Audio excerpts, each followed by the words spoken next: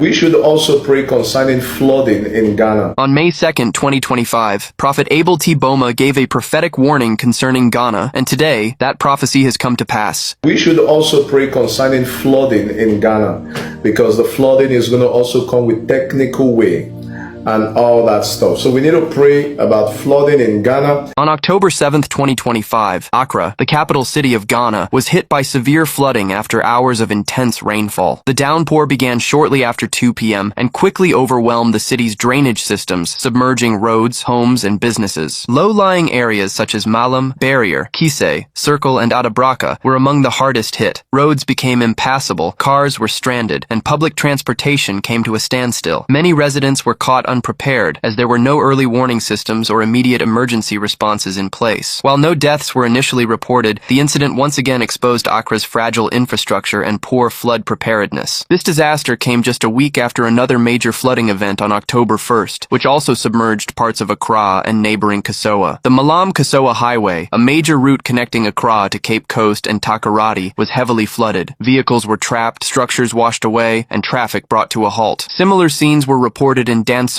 Hatso, and other suburbs, turning streets into rivers and homes into pools of water. Despite repeated floods year after year, Accra's drainage systems remain inadequate. Urban planning experts have long criticized the government's lack of sustainable action against flooding, a problem worsened by rapid urbanization and climate change. Earlier in 2025, President Mahama created a 7-member anti-flood task force to identify and fix flood-prone areas, but the October floods raised doubts about its effectiveness. Beyond Accra, other Ghanaian regions also faced flooding in 2025. In Kumasi, Ghana's second-largest city, homes and businesses were submerged, and residents appealed for government aid. Among the victims was a well-known Ghanaian YouTuber, whose home in East Legon suffered severe damage, symbolizing how widespread the crisis had become. Experts point to poor waste management, illegal construction, and blocked drainage channels as the main causes. Plastic waste frequently clogs drains, while informal settlements built over waterways worsen the situation. Environmental analysts warn that without urgent reform, flooding will intensify as climate change brings more extreme weather. In the aftermath, public outrage surged. Civil society groups demanded accountability and long-term solutions instead of temporary fixes. They called for rehabilitation of drainage systems, green infrastructure, and strict enforcement of building regulations. They also urged greater community involvement in disaster preparedness. The floods left a heavy economic toll. Businesses suffered losses, schools closed, and low-income families lacking insurance or savings struggled to recover. For many Ghanaians, the October floods were not just another natural disaster. They were a painful reminder of the nation's urgent need for sustainable urban planning and climate resilience.